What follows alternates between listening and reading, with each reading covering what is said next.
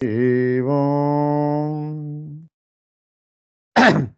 शन्नो मित्रः शं वरुणः शन्नो भवत्वर्यमा शन्न इन्द्रो बृहस्पतिः शन्नो विष्णुरुरुक्रमः नमो ब्रह्मणे नमस्ते वायो त्वमेव प्रत्यक्षं ब्रह्मासि त्वमेव प्रत्यक्षं ब्रह्म वदिष्यामि ऋतं वदिष्यामि सत्यं वदिष्यामि तन्मामवतु तद्वक्तारमवतु अवतु माम् अवतु वक्तारम् ॐ शान्ति शान्ति शान्तिः।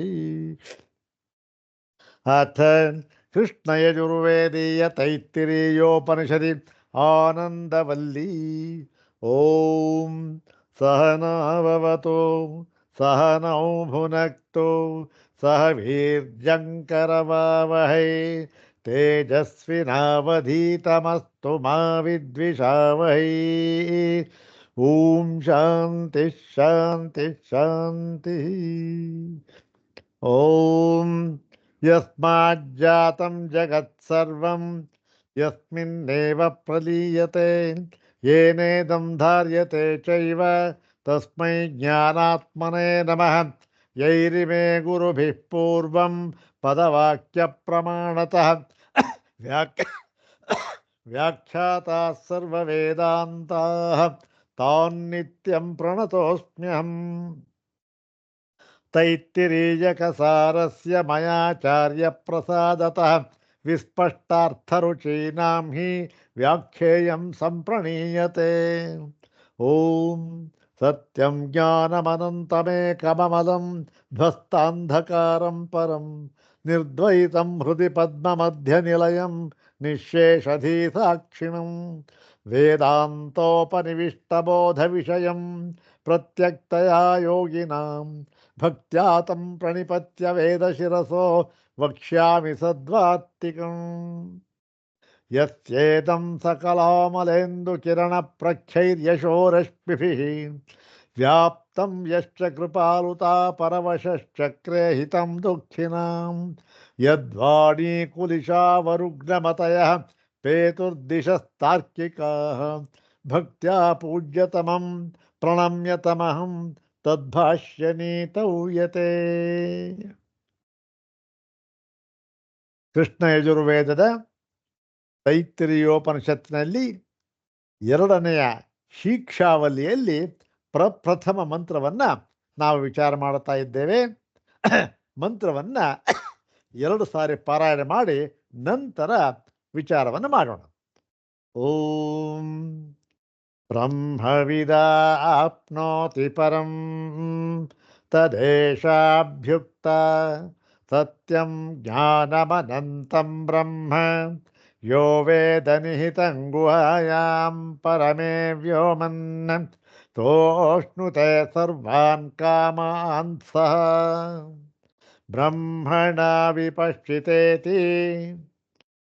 ಓಂ ಬ್ರಹ್ಮವಿದಾಪ್ನೋತಿ ಪರಂ ತದೇಶಾಭ್ಯುಕ್ತ ಸತ್ಯಂ ಜ್ಞಾನಮನಂತಂ ಬ್ರಹ್ಮ ಯೋ ವೇದ ನಿಹಿತಂ ಗುಹಾಯಾಂ ಪರಮೇ ವ್ಯೋಮನ್ ಸೋಷ್ಣುತೆ ಸರ್ವಾನ್ ಕಾಮಾನ್ ಸಹ ಬ್ರಹ್ಮಣ ವಿಪಶ್ಚಿತೇತಿ.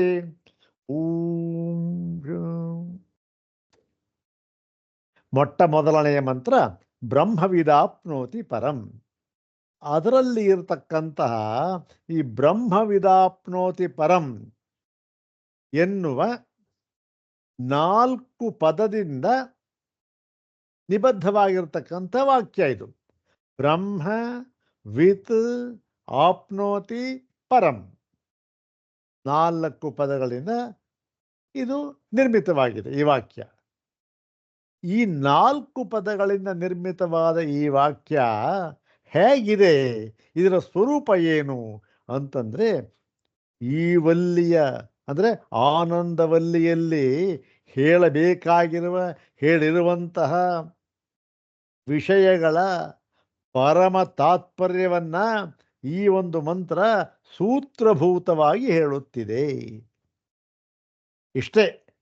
ಈ ಪೂರ್ಣವಾದ ಆನಂದವಲ್ಲಿಯಲ್ಲಿ ಉಪನಿಷತ್ತು ಏನು ಹೇಳಬೇಕು ಅಂತ ಹೊರಟಿದೆ ನೋಡಿ, ಅದು ಇದನ್ನೇ. ಯಾವುದು?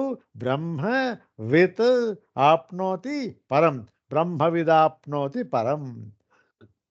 ಇದು ಸೂತ್ರಭೂತವಾಗಿದೆ. ಯಾಕೆ? ಕೇವಲ 4 ಪದಗಳಿಂದ ಇಡೀ ಆನಂದವಲ್ಲಿಯ ಸಾರ ಸರ್ವಸ್ವವನ್ನ ತಾತ್ಪರ್ಯಭೂತವಾಗಿ ಹೇಳ್ತಾ ಇರತಕ್ಕಂಥ ಮಂತ್ರ ಇದು. ಬ್ರಹ್ಮವಿತ್ ಅಂದರೆ ಬ್ರಹ್ಮ. ಬ್ರಹ್ಮ ಅಂದ್ರೇನು? ಬ್ರಹ್ಮ ಅಂತಂದರೆ ನಾವು ಈಗ ಮುಂದೆ ಹೇಳುವ, ಇನ್ನು ಹೇಳಿಲ್ಲ, ಬ್ರಹ್ಮ ಅಂತನ್ನುವ ಶಬ್ದಕ್ಕೆ ಅದಕ್ಕೆ ಏನು ವ್ಯುತ್ಪತ್ತಿ, ಆ ಬ್ರಹ್ಮ ಅಂತಕ್ಕಂಥ ಅದರ ಲಕ್ಷಣ ಏನು ಅಂತಕ್ಕಂಥದ್ದನ್ನ ನಾವು ಈಗ ಹೇಳುತ್ತೇವೆ. ಇನ್ನು ಹೇಳಿಲ್ಲ, ಹೇಳ್ತೇವೆ. ಆಯಿತು. ಇನ್ನು ವಿತ್. ವಿತ್ ಅಂತಂದರೆ ಇದನ್ನ ತಿಳಿದವನು. ಅಂದರೆ ನಾವು ಮುಂದೆ ಹೇಳುವ ಈ ಲಕ್ಷಣವುಳ್ಳ ಬ್ರಹ್ಮವನ್ನ ವಿತ್ ತಿಳಿದವನು. ತಿಳಿದವನು ಅಂತ ಅಷ್ಟೇ. ಯಾರು ತಿಳಿದವನು? ಯಾರು ತಿಳಿದವನು ಅಂದರೆ ಯಾರು ಬೇಕಾದರೂ ಆಗ್ಬೋದು. ಅದು ಹೆಂಗಸಾಗಿರ್ಬೋದು, ಗಂಡಸಾಗಿರ್ಬೋದು, ಅಥವಾ ಯಾವುದೇ ವರ್ಣ ಆಶ್ರಮ ಏನು ಬೇಕಾದರೂ ಆಗಿರ್ಬೋದು. ಇಂತಹವನು ವಿತ್ ಅಂದರೆ ಏನಾಗಿರ್ಬೇಕು? ಅವನು ಬ್ರಹ್ಮವನ್ನ ವಿತ್, ಬ್ರಹ್ಮವಿತ್ ಆಗಿರ್ಬೇಕಷ್ಟೆ. ಬ್ರಹ್ಮವನ್ನ ತಿಳಿದವನಾಗಿರ್ಬೇಕಷ್ಟೆ. ಆಯಿತು, ತಿಳಿದ. ಅವನಿಗೇನು? ತಿಳಿದ್ರೆ ಏನಾಯ್ತು ಅವನಿಗೆ ಅಂದರೆ ಅವನು ಪರಂ ಆಪ್ನೋತಿ. ಅವನು ಪರಂ ಅಂತಂದ್ರೆ ಏನು? ಅತ್ಯಂತ ಹೆಚ್ಚಿನದಾದ ಅಂತಂದ್ರೆ ಎಲ್ಲಕ್ಕಿಂತಲೂ ಮಿಗಿಲಾದ ಒಂದು ಫಲ. ಪರಂ ಆಪ್ನೋತಿ. ಎಲ್ಲದಕ್ಕಿಂತ ಹೆಚ್ಚಿನ ಫಲ ಯಾವುದು? ಅದನ್ನ ಇವನು ಪಡೆದುಕೊಳ್ಳುತ್ತಾನೆ. ಅಂದ್ರೇನು? ಎಲ್ಲಕ್ಕಿಂತ ಹೆಚ್ಚಿನ ಫಲ ಅಂದ್ರೇನು? ಈ ಒಂದು ಫಲವನ್ನ ಪಡೆದುಕೊಂಡ ಮೇಲೆ ಬೇರೆ ಎಲ್ಲ ಫಲವನ್ನೂ ಕೂಡ ಪಡೆದುಕೊಂಡಂತೆ ಆಗಿಬಿಡುತ್ತದೆ. ಹಾಗಾಗಿ ಇದು ಎಲ್ಲಕ್ಕಿಂತಲೂ ಹೆಚ್ಚಿನ ಫಲವಾಗಿರತಕ್ಕಂಥದ್ದು. ಅದು ಯಾವುದು, ಏನು, ಎತ್ತ ಅಂತಕ್ಕಂಥದ್ದು ಮುಂದೆ ಹೇಳ್ತಾರೆ.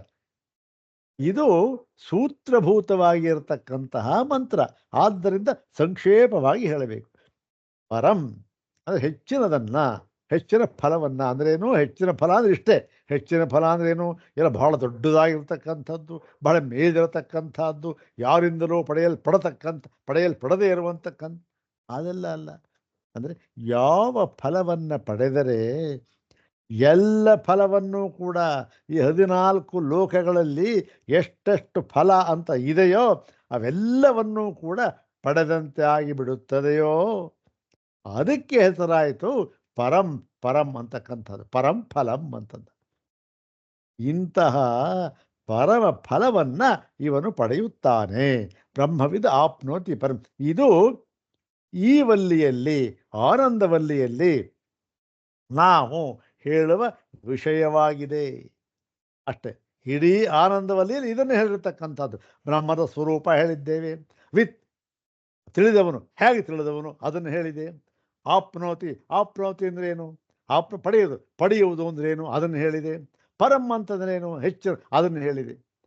ಅದನ್ನು ಮುಂದೆ ವಿಸ್ತಾರವಾಗಿ ಹೇಳಿದೆ. ಈ ಸೂತ್ರಭೂತವಾಗಿರತಕ್ಕಂತಹ ಮಂತ್ರ ಇದು. ಅದನ್ನ ಹೇಳಿ ಮುಂದೆ ಆ ಒಂದು ಈ ಆಪ್ನೋತಿ ಅಂತ ಇದೆಯಲ್ಲ ಅದರ ಒಂದು ವಿವರಣೆಯನ್ನು ಕೊಡ್ತಾ ಇದ್ದಾರೆ. ಅದು ಇವತ್ತಿನ ಭಾಷ್ಯ ಭಾಗ, 93ನೇ ಭಾಷ್ಯ ಭಾಗ.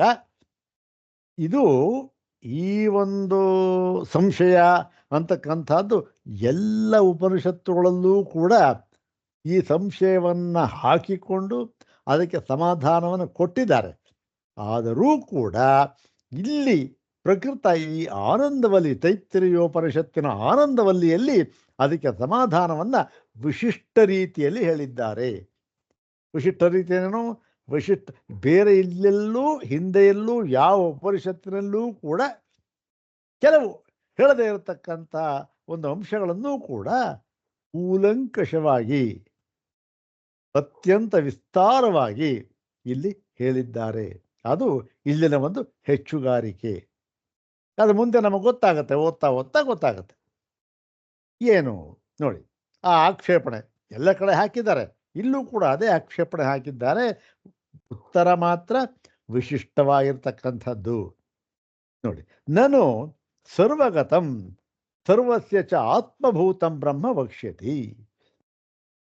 ಅಲ್ಲ ಸ್ವಾಮಿ, ನೀವು ಬ್ರಹ್ಮವನ್ನ ಹೇಳುತ್ತೇವೆ ಅಂತ ಹೊರಟ್ರೆ, ಅಂದ್ರೆ ಮುಂದೆ ನಾವು ಹೇಳ್ತೇವೆ ಬ್ರಹ್ಮವನ್ನ ಅಂತ ಹೇಳಿದ್ರಿ. ಎಂತಹ ಬ್ರಹ್ಮವನ್ನ ನೀವು ಹೇಳೋದಕ್ಕೆ ಹೊರಟಿರತಕ್ಕಂತಹದ್ದು ಅಂದ್ರೆ ಸರ್ವಗತಂ. ಏನು ಸರ್ವಗತ ಅಂದ್ರೆ ಅದಕ್ಕೆ ಗತಿ ಗಮನ ಅಂತಕ್ಕಂಥದ್ದು ಎಲ್ಲ ಕಡೆಯಲ್ಲಿಯೂ ಇದೆ ಅಂದ್ರೇನು?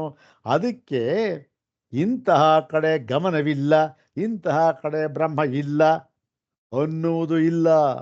ಎಲ್ಲ ಕಡೆ ಗಮನ. ಅದಕ್ಕೆ ಗಮನ ಅಂದ್ರೆ ಗತಿ. ಬ್ರಹ್ಮ ಇಲ್ಲದೆ ಇರತಕ್ಕಂಥ ಯಾವ ಒಂದು ದಬ್ಬಳದ ಮೊನೆಯಷ್ಟು ಕೊನೆಯೂ ಇಲ್ಲ.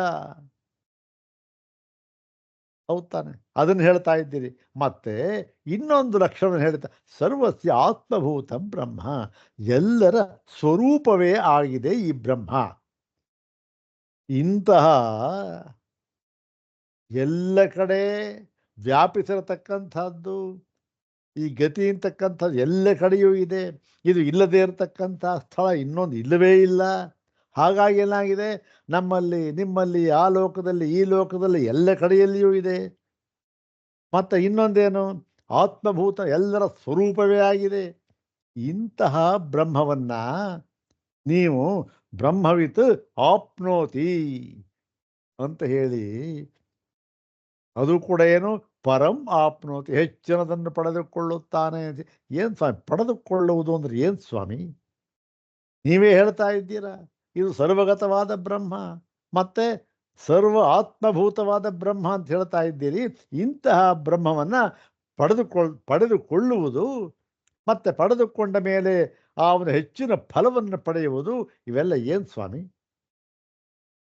ಹೊಂದುತ್ತೆ ಎಲ್ಲರೂ? ಸರ್ವಗತ ಆತ್ಮಭೂತ ಅಂತ ಹೇಳಿದ ಮೇಲೆ ಆಪ್ತಿ ಹೇಗಾಗುತ್ತೆ? ಅದು ಆಪ್ತವೇ ಆಗಿಬಿಟ್ಟಿದೆ. ಅಂದರೆ ಆಗಲೇ ಪಡೆದುಕೊಂಡದ್ದಾಗಿದೆ, ಇನ್ನು ಪಡೆದುಕೊಳ್ಳಬೇಕಾದದ್ದಿಲ್ಲ. ಯಾಕೆ ನೀವು ಹೇಳ್ತಾ ಇರೋದು ಅದನ್ನು, ಎಲ್ಲರ ಆತ್ಮಭೂತ ಅಂತ. ಹೀಗಿರುವ ಆತ್ಮನನ್ನ ಪಡೆದುಕೊಳ್ಳುವುದು ಅಂದರೆ ಅದು ಆಪ್ಯವಾಗಿದೆ, ಅಂದೇನು ಪಡೆಯುವುದಕ್ಕೆ ತಕ್ಕದ್ದಾಗಿದೆ, ಪಡೆದುಕೊಳ್ಳುವುದಕ್ಕೆ ತಕ್ಕದ್ದಾಗಿದೆ ಅಂತ ಹೇಳಿದ್ರಲ್ಲ. ಹೇಗೆ ತಕ್ಕದ್ದಾಗಿದೆ ಸ್ವಾಮಿ? ಪಡೆಯಬೇಕು, ಪಡೆಯಲ್ಪಡಬೇಕು ಅಂತಕ್ಕಂಥದ್ದು ಯಾವಾಗ ಹೊಂದತೆ ಹೇಳ್ತಾ ಇದ್ದಾರೆ ನೋಡಿ. ಆಪ್ತಿಶ್ಚ ಅನ್ಯಸ್ಯ ಅನ್ಯೇನ ಪರಿಚ್ಛಿನ್ನಸ್ಯ ಚ ಪರಿಚ್ಛಿನ್ನೇನ ದೃಷ್ಟ. ಈಗ ಆಪ್ತಿ ಅಂದರೆ ಪಡೆದುಕೊಳ್ಳುವುದು ಅನ್ನುವುದು, ಅದಕ್ಕೆ ಎರಡು ವಸ್ತು ಇರ್ಬೇಕು ತಾನೆ. ಪಡೆದುಕೊಳ್ಳುವವನು ಒಂದು, ಇನ್ನೊಂದು ಪಡೆಯಲ್ಪಡಬೇಕಾದ ವಸ್ತು ಇನ್ನೊಂದು. ಎರಡಿದ್ದೇ ಇರಬೇಕಲ್ಲ. ಹೀಗೆ ಆ ಎರಡು ವಸ್ತು ಹೇಗಿರಬೇಕು? ಮೊಟ್ಟ ಮೊದಲನೆಯದಾಗಿ ಅದು ಬೇರೆ ಬೇರೆಯಾಗಿರಬೇಕು. ಅದು ಒಂದರ ಸ್ವರೂಪ ಇನ್ನೊಂದರಲ್ಲಿ ಇರಕೂಡದು. ಏನಾಗಿರ್ಬೇಕದು? ಅದು ಪೂರ್ಣವಾಗಿ ವಿಲಕ್ಷಣವಾಗಿರಬೇಕು ಒಂದಕ್ಕೊಂದು ಒಂದು. ಮತ್ತು ಅದೇನದು, ಅದು ಇನ್ನೊಂದು ವಸ್ತುವಿಂದ ಪಡಿಬಹುದು. ಬೇರೆಯಾಗಿರ್ತಕ್ಕಂಥ ಎರಡು ವಸ್ತುಗಳು ಒಂದನ್ನೊಂದು ಪಡೆದುಕೊಳ್ಬೋದು. ಮತ್ತು ಅದೇನಾಗಿರಬೇಕು, ಒಂದು ಪರಿಚ್ಛಿನ್ನವಾಗಿರಬೇಕು, ಅದೂ ಕೂಡ ಪರಿಚ್ಛಿನ್ನವಾಗಿರಬೇಕು. ಎರಡು ವಸ್ತುವು ಕೂಡ ಪರಿಚ್ಛಿನ್ನವಾಗಿರಬೇಕು, ಮತ್ತೆ ಬೇರೆ ಬೇರೆಯ ಸ್ವರೂಪದ್ದಾಗಿರಬೇಕು. ಆಗ ಒಂದನ್ನೊಂದು ಪಡೆದುಕೊಳ್ಬೋದು ಮುಂದತ್ತೆ. ಹಾಗಿಲ್ಲದೆ ಇದು ಎರಡು ಒಂದೇ ಆತ್ಮಭೂತ ಅಂತೀರಿ, ಆಮೇಲೆ ಸರ್ವಗತ ಅಂದರೆ ಅಪರಿಚ್ಛಿನ್ನ ಅಂತ ಹೇಳ್ತೀರಿ. ಅಪರಿಚ್ಛಿನ್ನವಾಗಿರ್ತಕ್ಕಂಥದ್ದು ಯಾವುದಾದರೂ ಕೂಡ ಪಡೆಯಲ್ಪಡ್ತಕ್ಕಂಥದ್ದು ಅಥವಾ ಪಡೆಯುವುದು ಅಂತಕ್ಕಂಥ ಉಂಟಾ? ಒಂದು ವಸ್ತುವನ್ನ ಪಡೆಯಬೇಕಾದರೆ ಅದು ಏನಾಗಿರ್ಬೇಕದು? ಪರಿಚ್ಛಿನ್ನವಾಗಿರಬೇಕು. ಹೌದ್ ತಾನೆ? ಒಂದು ವೇಳೆ ಅದು ಅಪರಿಚ್ಛಿನ್ನವಾಗಿ ಬಿಟ್ಟರೆ, ಅಂದರೆ ಎಲ್ಲವನ್ನೂ ಪಡೆದುಕೊಂಡಿರ್ತಕ್ಕಂಥವಂತ ಪಡೆದುಕೊಳ್ಳೋದೇನಿದೆ, ಆಗಲೇ ಪಡೆದುಕೊಂಡಾಗ್ಬಿಟ್ಟಿದೆಯಲ್ಲ. ಪಡೆದುಕೊಳ್ಳಬೇಕಾದ್ರೆ ಪರಿಚ್ಛಿನ್ನ ಆ ವಸ್ತುವನ್ನು ಇರಬಾರದು.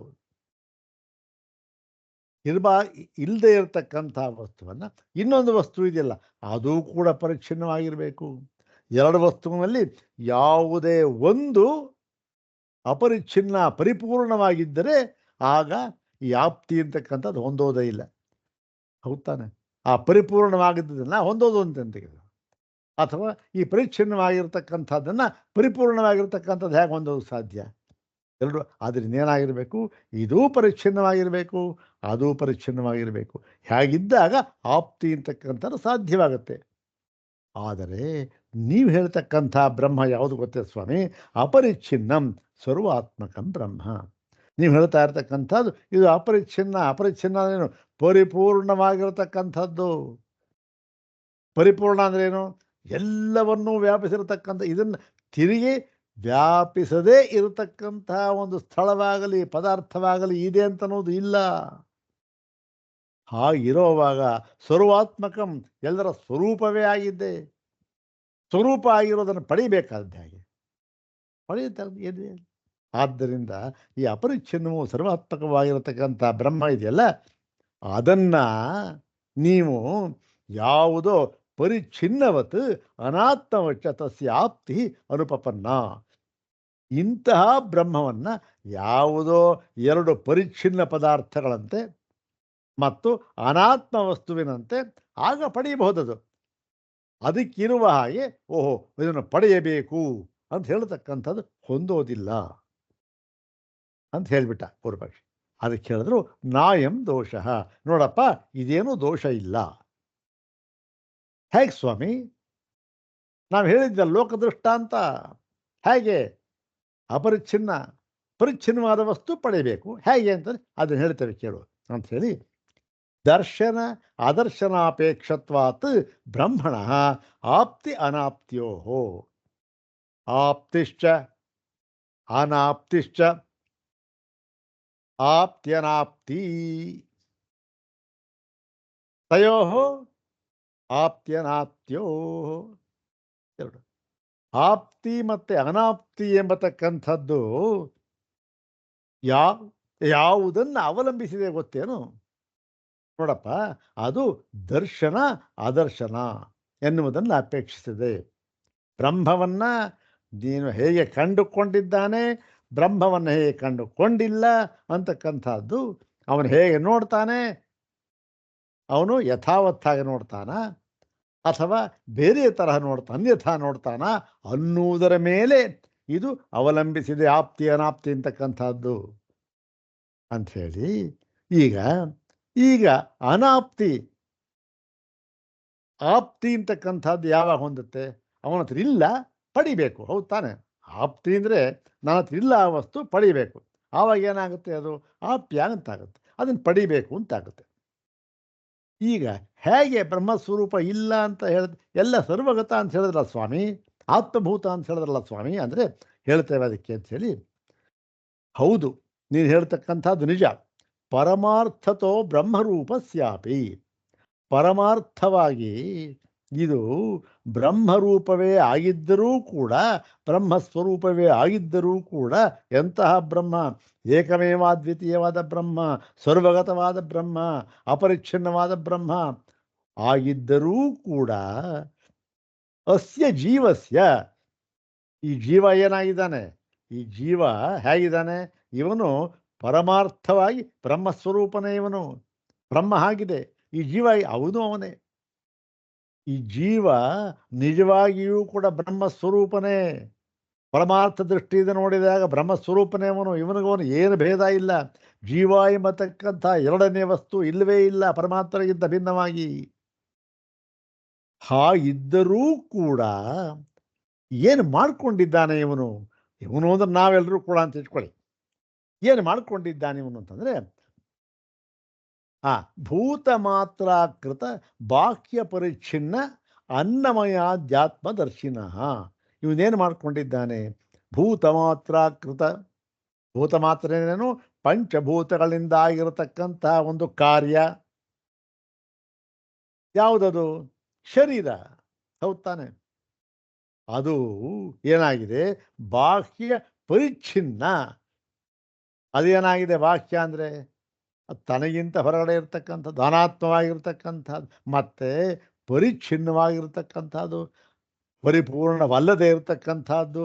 ಇಂತಹ ಕೇವಲ ಪಾಂಚಭೌತಿಕವಾದ ಈ ಶರೀರವನ್ನು, ಅದ್ಯಾವುದು? ಅನ್ನಮಯ ಶರೀರ. ನಮ್ಮ ಶರೀರ ಅನ್ನಮಯ ತಾನೇ, ಇದು ಅನ್ನಮಯ ಶರೀರ. ಇದನ್ನೇ ಆತ್ಮದರ್ಶಿನಃ, ಇದೇ ನನ್ನ ಸ್ವರೂಪ, ಇದನ್ನೇ ನಾನು ಅಂತ ಮಾಡಿಕೊಂಡು ಬಿಟ್ಟಿದ್ದಾನಲ್ಲ. ಮತ್ತು ತದಾಸಕ್ತ ಚೇತತಃ, ಮತ್ತೆ ಅದರಲ್ಲೇ ಹೌದು ನಾನೇ ಈ ಶರೀರ, ನಾನೇ ಅನ್ನಮಯಾತ್ಮ, ಈ ಒಂದು ಪಂಚಭೂತಗಳಿಂದ ಆಗಿರತಕ್ಕಂಥ ಶರೀರ ನನ್ನದು, ನಾನು ಅಂತ ತದಾಸಕ್ತ ಚೇತತಃ, ಅದರಲ್ಲೇ ಅಭಿನಿವೇಶವುಳ್ಳವನಾಗಿ, ಆಗ್ರಹವುಳ್ಳವನಾಗಿ ಏನಾಗಿದ್ದಾನೆ ಅವನು? ಅವನು ತಾನು ಜೀವನಲ್ಲ, ಪರಿಚ್ಛಿನ್ನವಾದ ಜೀವನಲ್ಲ, ಪರಿಪೂರ್ಣವಾದ ಬ್ರಹ್ಮವೇ ಆಗಿದ್ದೇನೆ ಎಂಬ ಪರಿವೆಯೇ ಇಲ್ಲದೆ, ಆ ಪರಿವೆಯೇ ಇಲ್ಲ. ಯಾವುದೋ ಈ ಶರೀರವನ್ನೇ ನಾನು ಅಂತ ಮಾಡ್ಕೊಂಡ್ಬಿಟ್ಟಿದ್ದಾನೆ. ಅನ್ನಮಯ ಶರೀರವನ್ನು, ಪಾಂಚಭೌತಿಕ ಶರೀರವನ್ನು ಮಾಡಿಬಿಟ್ಟು ಏನು ಮಾಡ್ತಾ ಇದ್ದಾನೆ? ಹಾಗಿದ್ದರೂ ಕೂಡ ಒಂದು ಉದಾಹರಣೆಯನ್ನು ಕೊಡ್ತಾ, ಒಂದು ದೃಷ್ಟಾಂತವನ್ನು ಕೊಡ್ತಾ ಇದ್ದಾರೆ ನೋಡಿ. ಪ್ರಕೃತ ಸಂಖ್ಯಾ ಪೂರ್ಣಸ್ಯ ಆತ್ಮನಃ ಅವ್ಯವಹಿತಸ್ಯಾಪಿ. ಏನು ಪ್ರಕೃತ ಸಂಖ್ಯಾ ಪೂರ್ಣಸ್ಯ? ಇದು ಕಥೆದು. 10 ಜನ ಇರ್ತಾರಲ್ಲ, ಅದನ್ನು ನದಿ ದಾಟ್ತಾರೆ, ಏಣಿಸ್ತಾಗ ಏನು ಮಾಡ್ತಾನೆ, ಏನಾಗುತ್ತೆ? 1 2 3 4 9 ಎಣಿಸ್ಬಿಡ್ತಾನೆ. ಈ 9 ಎಣಿಸಿದ್ರೂ ಕೂಡ ಇನ್ನೊಬ್ಬ ಎಲ್ಲಿದ್ದಾನೆ? ಇನ್ನೊಬ್ಬ ಇದಾನಲ್ಲೇನೆ. ಆದರೂ ಕೂಡ ಅವನಿಗೂ ಮತ್ತೆ ಈ ಆತ್ಮನಃ ಬೇರೆ ಇರ್ತಾರಲ್ಲ, ಅವನಿಗೂ ತನಗೂ ಮತ್ತು ಅವರಿಗೂ ಅವ್ಯವಹಿತಸ್ಯಾಪಿ, ಅದೇನು ಯಾವ ಅಡೆತಡೆಯೂ ಇಲ್ಲ, ಅಲ್ಲಿದ್ದಾನೆ ಅವನು. ಅವನು ಅರಿವಾಗದಿರುವುದಕ್ಕೆ ಕಾರಣವೇ ಇಲ್ಲ. ಯಾಕೆ? ಅಲ್ಲೇ ಇದ್ದಾನಲ್ಲ. ಆದರೂ ಕೂಡ ಏನಾಗಿದೆ? ಬಾಹ್ಯ ಸಂಖ್ಯೆಯ ವಿಷಯಾಸಕ್ತ ಚಿತ್ತತೆಯ, ಇವನು ತನ್ನನ್ನು ಮರೆತುಬಿಟ್ಟ, ನಾನು ಅಲ್ಲೇ ಇದ್ದೀನಿ, ತನ್ನ ಸ್ವರೂಪ ಮರೆತುಬಿಟ್ಟು ಕೇವಲ ಈ ಹೊರಗಿದ್ದಾರಲ್ಲ, ತನಗಿಂತ ಭಿನ್ನವಾಗಿದ್ದಾರಲ್ಲ 9 ಜನ, ಅವರಲ್ಲೇ ಒಂದು ನೆಟ್ಟ ಮನಸ್ಸುಳ್ಳವನಾಗಿ ಅವ್ರನ್ನೇ ಎಣಿಸಬೇಕು ಅಂತ ಹೇಳಿ 1 2 3 4 ಎಣಿಸ್ತಾನೆ ಇದ್ದಾನೆ. ತಾನು ಬಿಟ್ಬಿಟ್ಟಿದ್ದಾನೆ, ಸ್ವರೂಪ ಅಲ್ಲೇ ಇದೆ. ಬಂದು 9 ಬಂತು. ಮತ್ತು ಅವನು ಇದಾನಲ್ಲ, ಅವನ ತರಹ ವಾಕ್ಯ ಸಂಖ್ಯೆಯ ವಿಷಯ ಅಂದರೆ ಹೊರಗಿನ 9 ಸಂಖ್ಯೆ ಇದೆಯಲ್ಲ, ಅದರಲ್ಲೇ ಮನಸ್ಸುಳ್ಳವನಾಗಿದ್ದಾನೆ. ಎಷ್ಟು ಸಲ ಎಣಿಸ್ತಾನೆ 9. ಏನಾಗುತ್ತೆ? ಸ್ವರೂಪ ಅಭಾವ ದರ್ಶನವತ್ತು.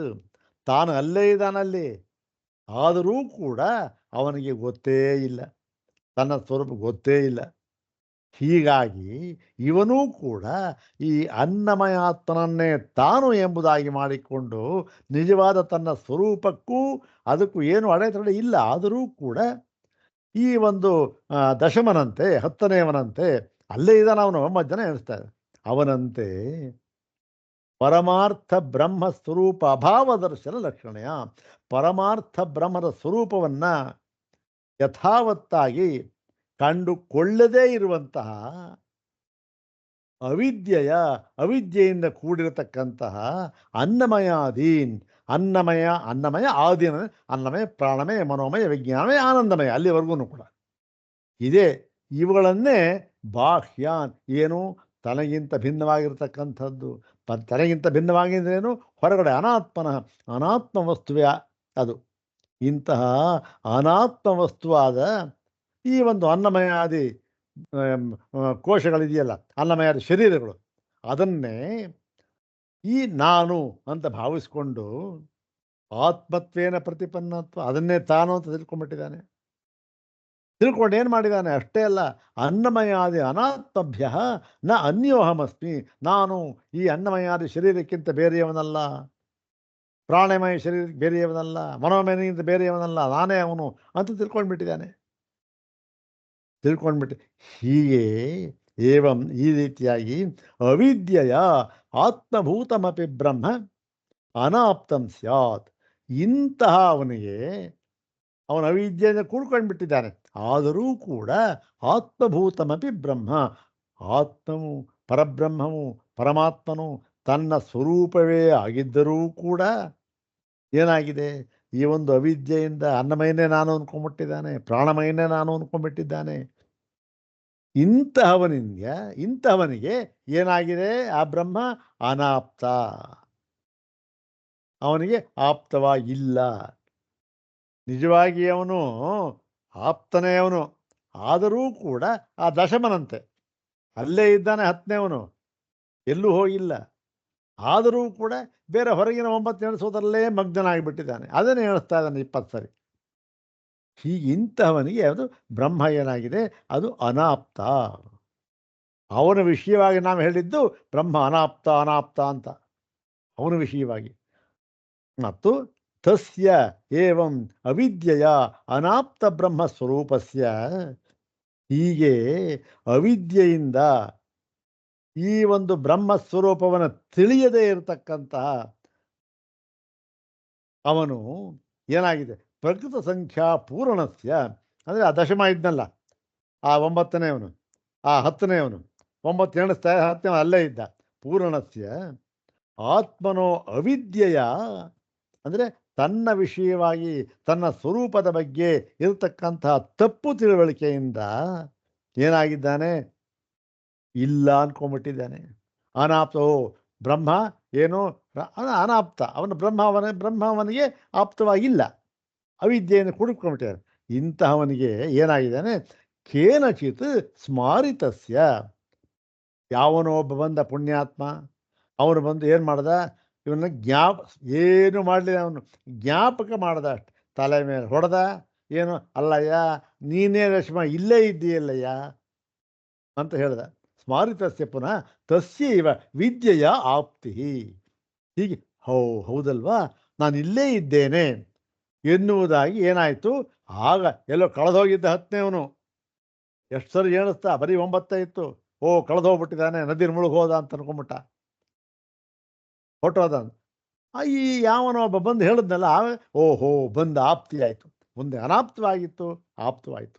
ಅದೇ ರೀತಿ ಯಾವನೋ ಪರಮ ಕಾರುಣಿಕೆ ಬರ್ತಾನೆ, ಗುರು ಬರ್ತಾನೆ, ನೋಡಪ್ಪ ನೀನು ಬ್ರಹ್ಮ ಸ್ವರೂಪನೇ ಆಗಿದ್ದೀಯೇ ಅಂತ ಹೇಳ್ತಾನೆ. ಆವಾಗ ಏನಾಯಿತು, ಬ್ರಹ್ಮ ಆಪ್ತವಾಗಿ ಬಿಡ್ತು. ಮುಂದೆ ಅನಾಪ್ತವಾಗಿತ್ತು, ಆಪ್ತಿ ಆಯಿತು. ಹೀಗೆ ದರ್ಶನ ಆದರ್ಶನ ಇವುಗಳನ್ನು ಒಳಗೊಂಡಿರತಕ್ಕಂಥದ್ದು ಇದು ಆಪ್ತಿ ಅನಾಪ್ತಿ. ನಿಜವಾಗಿಯೂ ಏನು, ಬ್ರಹ್ಮ ಅನಾಪ್ತಿ ಆಪ್ತಿ ಅಂತ ಹೇಳ್ತಕ್ಕಂಥದ್ದಿಲ್ಲ, ಸರ್ವಗತ ಸರ್ವಾತ್ಮ ಅದು. ಆದರೂ ಕೂಡ ನಾವೆಲ್ಲ ಇದ್ದೇವಲ್ಲ, ಇವಾಗ ಅವಿದ್ಯೆಯಿಂದ ಅನ್ನಮಯಾಧ್ಯಾತ್ಮನೇ ತಾನು ಅಂತ ತಿಳ್ಕೊಂಡಿರ್ತಾನಲ್ಲ, ಅವನಿಗೆ ಬ್ರಹ್ಮ ಅನಾಪ್ತವಾಗಿ ಬಿಟ್ಟಿದೆ, ಅವನಿಗೆ ಆಪ್ತವಾಗಿಲ್ಲ. ಅವನು ಯಾರೋ ಬರ್ತಾನೆ, ಇಲ್ಲಪ್ಪ ನೀನು ತಪ್ಪು ತಿಳ್ಕೊಂಡಿದ್ದೀಯಾ, ನೀನು ಬ್ರಹ್ಮ ಸ್ವರೂಪ ಅಂತ ಹೇಳ್ತಾನೆ, ತಿಳಿಸ್ಕೊಡ್ತಾನೆ. ಓಹೋ ಆಗೇನಾಗುತ್ತೆ, ಬ್ರಹ್ಮ ಆಪ್ತವಾಯಿತು. ಮುಂದೆ ಆಪ್ತವಾಗಿರಲಿಲ್ಲ, ಆಗ ಆಪ್ತವಾಗಿ. ಈ ದೃಷ್ಟಿಯಿಂದ ಬ್ರಹ್ಮವನ್ನು ಓಹೋ ಆಪ್ತಿ ಅನಾಪ್ತಿ ಅಂತ ಹೇಳ್ತಾ ಇದ್ದೇವೆ ಅಷ್ಟೇ ಅಂಥೇಳಿ. ಆಪ್ತಿ ತಥಾ ಶ್ರುತ್ಯುಪದಿಷ್ಟಸ್ಯ ಸರ್ವಾತ್ಮ ಬ್ರಹ್ಮಣ ಆತ್ಮದರ್ಶನೇನ ವಿದ್ಯೆಯ ತದಾಪ್ತಿ ಉಪಪದ್ಯತೆ ಏವ. ಹೀಗೆ ಈ ಶ್ರುತಿಯು ಹೇಳ್ತಾ ಇರತಕ್ಕಂತಹ ಸರ್ವಾತ್ಮನಾಗಿರತಕ್ಕಂತಹ ಬ್ರಹ್ಮವನ್ನು ಆತ್ಮತ್ವ ದರ್ಶನೇನ ಅಂದ್ರೇನು, ತನ್ನ ಸ್ವರೂಪ ಎಂಬುದಾಗಿ ವಿದ್ಯೆಯ, ಮುಂಚೆ ಏನಾಗಿದ್ದ, ಅದು ತನ್ನ ಸ್ವರೂಪ ಅಂತ ತಿಳಿದಿರಲಿಲ್ಲ, ಕೇವಲ ಅನ್ನಮಯನೇ ನಾನು ಅಂದ್ಕೊಂಡಿದ್ದ, ಪ್ರಾಣಮಯನೇ ನಾನು ಅಂದ್ಕೊಂಡಿದ್ದ. ಹೀಗಿದ್ದು ವಿದ್ಯೆಯ, ಯಾವನೋ ಬಂದ ನೋಡಯ್ಯ ಇದು ವಸ್ತುಸ್ಥಿತಿ ಅಂತ ಹೇಳ್ದ, ಅವನಿಗೆ ಜ್ಞಾನವಾಯಿತು, ವಿದ್ಯೆ ಬಂತು, ಆವಾಗ ಏನಾಗುತ್ತೆ, ಓಹೋ ಆ ಬ್ರಹ್ಮ ಪ್ರಾಪ್ತವಾದ. ಆಗ ಅಪ್ರಾಪ್ತವಾಗಿದ್ದ, ಈಗ ಪ್ರಾಪ್ತವಾದ. ಹೀಗೆ ಈ ಒಂದು ದರ್ಶನ ಅದರ್ಶನ ಇವುಗಳನ್ನು ಅವಲಂಬಿಸಿ ಆಪ್ತಿ ಅನಾಪ್ತಿ ಅಂತ ಹೇಳಿದ್ದೇವೆಯೇ ಹೊರತು ನಿಜವಾಗಿಯೂ ಕೂಡ ಬ್ರಹ್ಮ ಆಪ್ತನೂ ಅಲ್ಲ ಅನಾಪ್ತನೂ ಅಲ್ಲ. ಯಾಕೆ, ಏಕಮೇವಾದ್ವಿತೀಯವಾದ ತತ್ವ ಅವನು. ಆಪ್ತಿ ಏನು ಬಂತು, ಅನಾಪ್ತಿ ಏನು ಬಂತು, ಯಾವುದೂ ಇಲ್ಲ. ಆದರೂ ಕೂಡ ಈ ದರ್ಶನ ಅದರ್ಶನ ಇವುಗಳಿಗೆ ಅನುಸಾರವಾಗಿ ನಾವು ಹೇಳಿದ್ದೀವಪ್ಪ ಆಪ್ತಿ ಅನಾಪ್ತಿ ಅಂತ. ಹಾಗಾಗಿ ಆಪ್ತಿ ಅನಾಪ್ತಿ ಅನ್ನೋದನ್ನು ಹೇಳಿರ್ತಕ್ಕಂಥದ್ದು ಇದರಲ್ಲಿ ಯಾವ ದೋಷವೂ ಇಲ್ಲ ಅಂತ ಹೇಳಿದರು. ಅದು ಮುಂದೆ ಈ ಈ ಒಂದು ಇರುಕ್ಕಿದೆಯಲ್ಲ, ಬ್ರಹ್ಮವಿದಾಪ್ನೋತಿ ಪರಮ ಅಂತಕ್ಕಂಥದ್ದು, ಇದನ್ನು ವಿವರಿಸ್ತಕ್ಕಂಥದ್ದು. ತದೇಶಾಭ್ಯುಕ್ತ ಮುಂದೆ ವಿವರಣೆ ಕೊಟ್ಟಿದ್ದಾರೆ. ತದೇಶಾಭ್ಯುಕ್ತ ಸತ್ಯಂ ಜ್ಞಾನಂ ಅನಂತಂ ಬ್ರಹ್ಮ ಅಂತ. ಇದು ಯಾತಕ್ಕೆ ಬಂದಿದೆ? ಹೇಳಿದ್ರಲ್ಲ ಆಯ್ತು, ಇವಾಗ ಇನ್ನು ಮುಂದೆ ಯಾತಕ್ಕೆ ಬಂದಿದೆ ಅಂತ ಅನ್ನುವುದನ್ನು ವಿಚಾರ ಮಾಡ್ತಾ ಇದ್ದಾರೆ. ಒಂದೊಂದು ಪದವನ್ನು ಕೂಡ ಕೂಲಂಕಷವಾಗಿ ವಿಸ್ತಾರವಾಗಿ ವಿಶ್ಲೇಷಣೆ ಮಾಡಿ ವಿಚಾರ ಮಾಡಿ ಇಲ್ಲಿ ತಿಳಿಸ್ತಾ ಇದೆ ಈ ತೈತ್ತಿರೀಯ ಉಪನಿಷತ್ತು. ಇದನ್ನು ಮುಂದಿನ ಭಾಗದಲ್ಲಿ ನೋಡೋಣ. ಓಂ ಶಾಂತಿ ಶಾಂತಿ ಶಾಂತಿ. ಓಂ ತತ್ಸತ್.